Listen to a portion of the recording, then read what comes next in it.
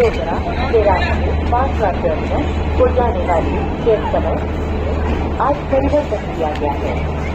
ये गाड़ी आज 11:40 आज को भी असुविधा के लिए हमें छूट है। ट्रेन 14 ये यूट्यूब चैनल है मेरा। Vadodara electron from platform number 2, the inconvenience code is due to the junction. Agenda के रास्ते ऋषिकेश से आने वाली जोधपुर के रास्ते वाराणसी को जाने वाली गाड़ी संख्या 1488 Rishikesh Barmer express platform number 1 पर आ चुकी है।